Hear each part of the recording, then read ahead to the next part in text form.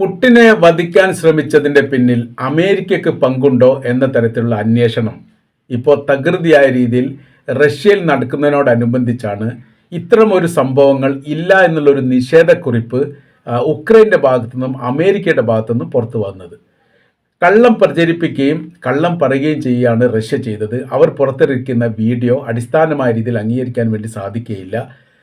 അതുകൊണ്ട് ഇത് വിശ്വസിക്കരുത് എന്ന് ലോകത്തോട് പറഞ്ഞിരിക്കുന്ന റിപ്പോർട്ട് പുറത്തു വന്നു. അന്താരാഷ്ട്ര നുണ എന്നുള്ള രീതിയിലൊക്കെയാണ് ചില മീഡിയകൾ ഈ വിഷയവുമായിട്ട് ബന്ധപ്പെട്ട് പ്രചരിപ്പിക്കുന്നത് എന്ന് ചുരുക്കം. സംഭവം കഴിഞ്ഞ ദിവസമാണ് 91ഓളം ഡ്രോൺ ആക്രമണം റഷ്യയുടെ പ്രസിഡന്റായിരുന്ന വ്ളാഡിമിർ പുടിൻ്റെ വേനൽക്കാലത്തെ വസതിക്ക് നേരെ നടന്നത്. അതിൽ ടോട്ടലായിരിക്കുന്ന എല്ലാ മിസൈലുകളും വെടിച്ച് വിടാൻ വേണ്ടിയിട്ട് റഷ്യയുടെ സൈന്യത്തിന് സാധിച്ചു എന്നുള്ളതാണ്. അപ്പം മാത്രമല്ല, കൃത്യമായ രീതിയിൽ 6 കിലോ സ്ഫോടക വസ്തു എന്ന തരത്തിൽ തോന്നിക്കുന്ന ഒരു ഡ്രോണിനെ യഥാർത്ഥത്തിൽ കൃത്യമായ രീതിയിൽ ഈ റഷ്യൻ പ്രസിഡന്റ് പുടിൻ്റെ വീടിൻ്റെ മുറ്റത്ത് വെച്ചിട്ട് തകർത്ത വീഡിയോ ആണ് പുറത്തുവിട്ടത്. ഇതാണ് ഇപ്പോൾ നിഷേധക്കുറിപ്പുമായിട്ട് ഇവർ സെലൻസ്കിയും അതേപോലെ തന്നെ ട്രംപും മുന്നോട്ട് വെച്ചിരിക്കുന്നത്. കെട്ടിച്ചമച്ച പച്ചക്കള്ളം എന്നുള്ളതാണ്. സമാധാന ശ്രമം സജീവമായ ഈ ഘട്ടത്തിൽ സെലൻസ്കിയെ മോശമാക്കി കാണിക്കാനും പുടിനെ ഇരയായി കാണിക്കാനും വേണ്ടി റഷ്യ നടത്തുന്ന ഒരു കളി മാത്രമാണ് ഈ പ്രവൃത്തി എന്നാണ് ഉക്രൈൻ്റെ ആരോപണം.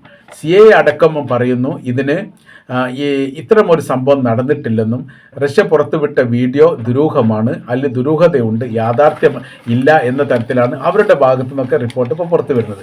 ഇപ്പോൾ യഥാർത്ഥത്തിൽ അമേരിക്കയെ സംബന്ധിച്ചിടത്തോളം അവരിപ്പോൾ ലക്ഷ്യമാക്കുന്നത് ഏതെങ്കിലും തരത്തിൽ റഷ്യയുടെ സൈനികപരമായിരിക്കുന്ന ബലോ ശക്തിയോ ഇല്ലാതായാൽ അഥവാ ഉക്രൈനിൽ റഷ്യ പരാജയപ്പെട്ടാൽ അന്താരാഷ്ട്ര തലത്തിൽ വലിയ രീതിയിലുള്ള ഇമേജ് അമേരിക്കക്കുണ്ടാകും എന്ന കാര്യത്തിൽ യാതൊരു സംശയവുമില്ല. അപ്പോൾ റഷ്യ ഒതുങ്ങിക്കഴിഞ്ഞാൽ ഓട്ടോമാറ്റിക്കായിട്ട് ഇറാനും ഒതുങ്ങി കിട്ടും. അങ്ങനെ ഈ രണ്ട് രാജ്യങ്ങൾ ഒതുങ്ങി കിട്ടിയാൽ പിന്നെ ചൈന ഒറ്റക്ക് അമേരിക്കയുമായി ചൈനയുടെ സഹായമില്ലാത്ത രീതിയിൽ, ഇറാൻ്റെ സഹായമില്ലാത്ത രീതിയിൽ അതിജീവിക്കാനൊന്നും സാധിക്കുകയില്ല. അങ്ങനെ ലോകാടിസ്ഥാനത്തുള്ള ഒരു മേൽക്കോയ്മ രണ്ടാം ലോക യുദ്ധത്തിന് ശേഷം എങ്ങനെയാണോ അമേരിക്കക്കുണ്ടായത് ആ തരത്തിൽ ഉണ്ടാക്കാനുള്ള വലിയ ശ്രമം നടത്തുന്നു. അതിൻ്റെ ഭാഗമായിട്ടാണ് ഈ പ്രവൃത്തി നടത്തിയത് എന്നും പറയുന്നു. ഒരു കാര്യം ഈ റഷ്യയുടെ പത്രങ്ങൾ പുറത്ത് വിട്ടിട്ടുണ്ട്. ലക്ഷ്യം തങ്ങളുടെ പ്രസിഡന്റ് തന്നെയാണ്. പുടിനെ ലക്ഷ്യമാക്കി തന്നെയാണ് ആക്രമണം നടത്തിയത്. യഥാർത്ഥത്തിൽ അതിൻ്റെ പിന്നിൽ ഉക്രൈൻ മാത്രമാണ് എന്ന് പറയാൻ വേണ്ടി പറ്റില്ല. ഇസ്രായേലുമായിട്ട് ബന്ധപ്പെട്ട ആക്രമണം നടത്തുന്ന സമയത്ത് അത് ഇസ്രായേൽ മാത്രമാണെന്ന് എങ്ങനെ പറയാൻ പറ്റും? അങ്ങനെയാണെങ്കിൽ ഇറാനെ അമേരിക്ക ആക്രമിക്കരുതായിരുന്നു. അവർ ഒരുമിച്ചാണ് ഈ പ്രവൃത്തികളൊക്കെ ചെയ്യുന്നത്. ഉക്രൈനിൽ റഷ്യ പരാജയപ്പെടുക എന്നുള്ളതും ഉക്രൈൻ സർവാധിപത്യം കിട്ടുക എന്നുള്ളതും അമേരിക്കക്ക് എത്രത്തോളം താല്പര്യമുണ്ടോ അത്രത്തോളം താല്പര്യമുണ്ട് ഇസ്രായേലിനുള്ള യാഥാർത്ഥ്യമാണ്. ഇസ്രായേലിൻ്റെ ഒരു ജൂത പൗരനാണ് ഉക്രൈൻ്റെ പ്രസിഡന്റ് എന്ന നിലക്ക് ആ ജാതീയപരമായിരിക്കുന്ന സഹായം പല ഘട്ടത്തിൽ ഉക്രൈന് കിട്ടിയിട്ടുണ്ട് എന്നുള്ളതാണ്. എന്ന് വെച്ചാൽ ഇസ്രായേൽ സൈനികമായ രീതിയിൽ പോലും ഉക്രൈനെ സഹായിച്ചിട്ടുണ്ട് എന്ന് ചുരുക്കം. ഇപ്പോൾ ഇത് അന്താരാഷ്ട്ര തലത്തിൽ വലിയ ചർച്ചയും വലിയ വിവാദവുമായിട്ട് മാറിയിരിക്കുകയാണ്. കാര്യം എന്ന് പറഞ്ഞാൽ ഒരു രാജ്യത്തിൻ്റെ പ്രസിഡന്റിനെ വധിക്കാൻ വേണ്ടി ശ്രമിച്ചു എന്ന് സ്ഥിരീകരിക്കപ്പെട്ട റിപ്പോർട്ട് വീഡിയോ സഹിതം റഷ്യ പുറത്തുവിടുന്നു. അതിന് മറുപടിയായിട്ട് അമേരിക്കയും ഉക്രൈനും പറയുന്നു അങ്ങനെ ഒരു സംഭവം നടന്നിട്ടില്ല എന്ന്. ഉക്രൈനുമായിട്ട് ബന്ധപ്പെട്ട് 2-3 വിഷയങ്ങൾ പ്രാധാന്യമായിട്ട് ഇപ്പോൾ നടക്കുന്നുണ്ട്. അതിലൊന്ന് എന്ന് പറയുന്നത് ഉക്രൈൻ്റെ തന്ത്രപ്രധാന മേഖലയെല്ലാം റഷ്യയുടെ കൈവശത്തിലാണ്. തലസ്ഥാനമായിരിക്കുന്ന കീവിയുടെ 15% കൈവശപ്പെടുത്തിയിട്ടുണ്ട് എന്ന് റഷ്യ പറയുന്നു. എന്നാൽ കീവിയുടെ തലസ്ഥാന നഗരിയിലേക്ക് പ്രവേശിക്കാൻ സാധിക്കാത്ത വിധം തങ്ങൾ പ്രതിരോധം ഉണ്ടാക്കിയിട്ടുണ്ട് എന്ന് ഉക്രൈനും പറയുന്നു. അതിൻ്റെ യാഥാർത്ഥ്യം അറിയില്ല. 2 തലത്തിൽ 2 റിപ്പോർട്ടുകൾ പുറത്തു വന്നിരിക്കുന്നു.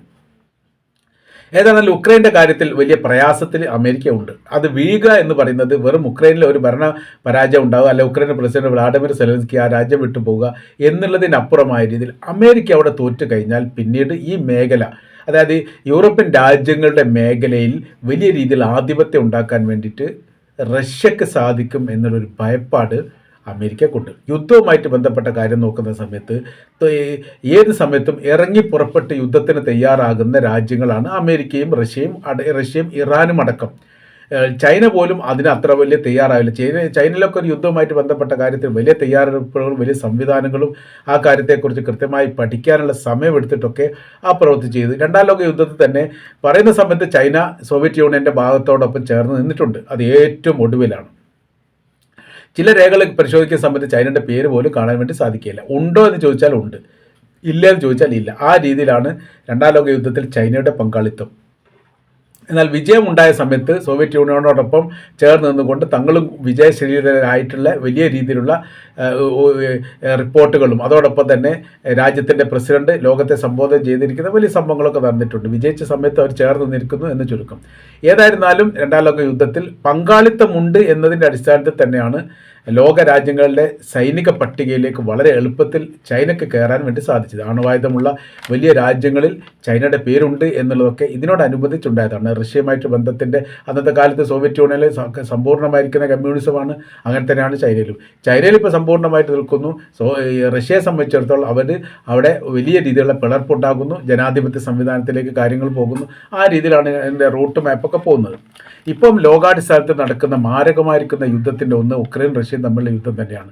അത് അടിസ്ഥാനപരമായിട്ട് നോക്കുന്ന സമയത്ത് ലോകത്ത് വൻ ശക്തിയിൽ ആരാണ് എന്ന ചോദ്യത്തിന് ഉത്തരമാണ് ഉക്രൈനിൽ വിജയിക്കുന്നവരാരാണ് എന്നതിനെ അടിസ്ഥാനമാക്കിയിരിക്കും എന്ന തരത്തിലേക്ക് കാര്യങ്ങൾ എത്തിയിരിക്കുന്നു.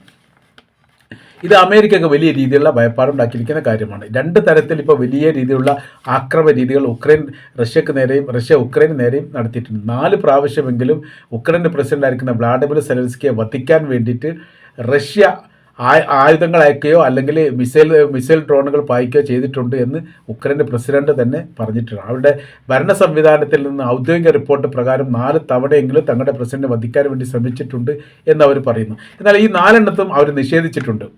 തങ്ങൾക്ക് നേരെ സൈനികർ നടത്തിയ ആക്രമണത്തിന് തിരിച്ചടി നൽകുക എന്നല്ലാതെ തങ്ങളൊരു പ്രസിഡന്റിനെ വധിക്കാൻ വേണ്ടിയിട്ട് ഇതിന് മുൻപ് ശ്രമിച്ചിട്ടില്ല, തങ്ങൾക്ക് ആവശ്യവുമില്ല എന്നൊക്കെ പറഞ്ഞ് ഒഴിഞ്ഞു മാറിയിട്ടുണ്ട്. പക്ഷേ സംശയം ജനിപ്പിക്കുന്ന രീതിയിലാണ് കാര്യങ്ങൾ. അതായത് അടുത്തുകൊണ്ടിരിക്കുന്നു എന്നുള്ള ഒരു ഹെഡിങ്ങോട് കൂടി ചില റിപ്പോർട്ട് റഷ്യയുടെ പത്രത്തിൽ വന്നിരുന്നു. ഹെഡിങ് ഇത്ര മാത്രമേ ഉള്ളൂ, അടുത്തുകൊണ്ടിരിക്കുന്നു എന്നുള്ളത്. അത് ഈ ഇറാഖ് യുദ്ധവുമായിട്ട് ബന്ധപ്പെട്ട് ഈ ബസറ വീണതിന് ശേഷം അമേരിക്കൻ്റെ അന്നത്തെ പ്രസിഡൻ്റായിരിക്കുന്ന ജൂനിയർ ജോർജ് ബുഷ് പറഞ്ഞ അതേ വാക്യം തന്നെയാണ്, ഞങ്ങൾ അടുത്തിരിക്കുന്നു എന്നുള്ളത്. അത് ബാഗ്ദാദിലേക്ക് അടുത്തിരിക്കുന്നു എന്നുള്ളത് ആ റിപ്പോർട്ടിൻ്റെ ഏറ്റവും അടിഭാഗത്ത് അത് വായിച്ചാൽ ബാഗ്ദാദിൻ്റെ പേര് പറഞ്ഞിട്ടില്ലെങ്കിലും അത് സൂക്ഷ്മമായിട്ട് നിരീക്ഷിക്കുന്ന സമയത്ത് മനസ്സിലാക്കാൻ വേണ്ടി പറ്റുന്നതാണ്. അപ്പോൾ അതേ ഹെഡിങ് ഇപ്പോൾ ഇവിടെയും വന്നിരിക്കുന്നു എന്നുള്ളതാണ്. അടുത്തിരിക്കുന്നു എന്ന് പറഞ്ഞാൽ അവരുടെ തലസ്ഥാനമായിരിക്കുന്ന കീവിലേക്ക് കയറാൻ വേണ്ടി തയ്യാറായിരിക്കുന്നു എന്നൊക്കെ നമുക്കത് ഊഹിച്ചെടുക്കാൻ വേണ്ടി പറ്റും. അങ്ങനെ തലസ്ഥാനം പിടിച്ചെടുക്കപ്പെട്ട് കഴിഞ്ഞാൽ പിന്നീട് അവിടെ സൈനികമായിരിക്കുന്ന നേതൃത്വം നൽകാൻ വേണ്ടിയിട്ട് ഒരു സൈനിക കമാൻഡർക്ക് അവിടെ നിലനിൽക്കാൻ വേണ്ടി സാധിക്കുകയില്ല, പ്രസിഡൻഷ്യൽ സംവിധാനത്തിന് നിലനിൽക്കാൻ സാധിക്കുകയില്ല. അപ്പോൾ അവിടെ ഭരണ സംവിധാനം അപ്പാടെ തകർന്നു പോകും എന്ന ഉറപ്പാണ്. പിന്നീട് അവിടെയുള്ള ചാനലുമായിട്ട് ബന്ധപ്പെട്ട മീഡിയകളുമായിട്ട് ബന്ധപ്പെട്ട കാര്യങ്ങളൊക്കെ നിയന്ത്രണങ്ങൾ റഷ്യ ഏറ്റെടുക്കാനും സാധ്യതയുണ്ട്. അങ്ങനത്തെ വിഷണ്ണമായിരിക്കുന്ന സ്ഥിതിയിലേക്ക് കാര്യങ്ങൾ പോകുന്നതിനോടനുബന്ധിച്ചാണ് തങ്ങൾക്ക് റഷ്യയുടെ പ്രസിഡന്റായിരിക്കും വ്ളാഡിമിർ പുടിനെ ഇല്ലാതാക്കിയാൽ പ്രശ്നങ്ങൾ വളരെ എളുപ്പത്തിൽ സാധിക്കും എന്നതിൻ്റെ അടിസ്ഥാനത്തിലാണ് ഈ ഡ്രോൺ ആക്രമണം നടത്തിയത് എന്ന് റഷ്യ ഈ വിഷയവുമായിട്ട് ബന്ധപ്പെട്ട് വിശദീകരിക്കുകയാണ്. എന്നാൽ ഇതാണ് ഇവർ നിഷേധിക്കുന്നത്. നിഷേധക്കുറിപ്പ് ഇറക്കിയതുകൊണ്ട് പ്രത്യേകിച്ച് കാര്യങ്ങളൊന്നുമില്ല, സംഭവം നടന്നിട്ടുണ്ട് എന്നുള്ളതിൻ്റെ വീഡിയോ സഹിതം അവർ പുറത്തുവിടുകയും അതോടൊപ്പം തന്നെ ഇതിന് ശക്തമായിരിക്കുന്ന ഒരു തിരിച്ചടി കീഴടക്കുകയല്ലാതെ മറ്റൊന്നുമില്ല. കീഴടക്കുക എന്ന് പറയുന്നത് ഈ തലസ്ഥാന നഗരിയാണ് ഉദ്ദേശിച്ചത് എന്നുള്ളതാണ്. രക്ഷപ്പെട്ടു പോകാൻ വേണ്ടിയിട്ട് ഉക്രൈൻ പ്രസിഡന്റിനെ അനുവദിക്കുമോ എന്ന ഒരു അഭിമുഖമായിട്ട് ഒരു മീഡിയ അഭിമുഖമായിട്ട് ഈ പറയപ്പെട്ടിരുന്നു. അതായത് ഇങ്ങനെ അതിൽ പറയുന്നത്, ഈ വല്ല കാരണവശാലും ഉക്രൈനെ കീഴടക്കാൻ വേണ്ടി റഷ്യക്ക് സാധിക്കുകയാണെങ്കിൽ അവിടുത്തെ പ്രസിഡന്റ് ആയിരിക്കുന്ന വ്ളാഡിമിർ സെലൻസ്കി അയാൾക്ക് രാജ്യം വിട്ടു പോകാനുള്ള അനുമതി പുടിൻ നൽകുമോ എന്നുള്ളതാണ് ചോദ്യം. തങ്ങൾ നിരായുധീകര വെടിവെച്ച് കൊല്ലുന്ന പ്രവർത്തനങ്ങളൊന്നും സാധാരണഗതി റഷ്യ ചെയ്യാറില്ല എന്ന് ഈ അഭിമുഖം നടത്തിയവർ മറുപടി പറഞ്ഞതായിരിക്കുന്ന റിപ്പോർട്ടും പുറത്തു വന്നു. അപ്പോൾ അത്രയ്ക്ക് വളരെ കൃത്യതയോട് കൂടിയിട്ട് എങ്ങനെയാണോ സിറിയയിൽ നടന്നിരിക്കുന്ന സംഭവം, സിറിയയിലെ പ്രസിഡന്റായിരുന്ന അസദിനെ രക്ഷപ്പെടുത്തിയത് ഉക്രൈൻ്റെ സൈനികരാണ്. ഉക്രൈൻ്റെ സൈനികർ അവരുടെ സൈനിക വിമാനത്തിലാണ് റഷ്യയിൽ എത്തിച്ചത് എന്നുള്ള കാര്യം നമുക്കറിയാവുന്നതാണ്. യഥാർത്ഥത്തിൽ ഉക്രൈൻ എന്ന് പറയുന്ന രാജ്യം ഇപ്പോൾ അന്താരാഷ്ട്ര തലത്തിൽ ഏത് രാജ്യമാണ് ലോകത്തെ നിയന്ത്രിക്കേണ്ടത് എന്നതിന് തീരുമാനമെടുക്കുന്ന രാജ്യമായിട്ട് മാറുകയാണ്. അതാണ് ഏറ്റവും വലിയ പ്രത്യേകതയായിട്ട് അന്താരാഷ്ട്ര നിരീക്ഷകർ ഈ വിഷയവുമായിട്ട് ബന്ധപ്പെട്ട് പറയുന്നത്. മീഡിയകളൊക്കെ വലിയ പ്രാധാന്യത്തോട് കൊടുക്കുന്ന ഉക്രൈൻ റഷ്യൻ യുദ്ധം എന്നുള്ളതല്ല, അന്താരാഷ്ട്ര തലത്തിൽ ആരാണ് കേമന്മാർ വമ്പന്മാർ ആരാണ് എന്നത് തീരുമാനിക്കുന്ന ഒരു യുദ്ധമായിട്ടാണ്. അതുകൊണ്ട് രണ്ട് രാജ്യത്തിൻ്റെയും അഭിമാന പ്രശ്നമായ രീതിയിലുള്ള സഹായങ്ങൾ നൽകുന്നു. പുടിനെ ഇല്ലാതാക്കുക എന്നുള്ളത് ഉക്രൈൻ്റെയും അമേരിക്കയുടെയും ആവശ്യമാണ്. ഉക്രൈൻ പ്രസിഡന്റിനെ ഇല്ലാതാക്കുക എന്നുള്ളത് റഷ്യയുടെ ആവശ്യമാണ്. ഇത് രണ്ടും പല രീതിയിലും ശ്രമങ്ങൾ നടത്തിയിട്ടുണ്ട്, അത് വിജയിച്ചിട്ടില്ല. എത്രത്തോളം ഇത് മുന്നേറാൻ സാധിക്കും, എത്രത്തോളം വിജയിക്കും എന്നുള്ളത് വല്ലാതെ വൈകാതെ തന്നെ അറിയാൻ വേണ്ടി സാധിക്കുമെന്നാണ് ഇവിടെ നിന്നുള്ള റിപ്പോർട്ടിൻ്റെ അടിസ്ഥാനത്തിൽ തീർച്ചയായിട്ടും നമുക്ക് മനസ്സിലാക്കാൻ വേണ്ടിയിട്ട് സാധിക്കുന്നത്.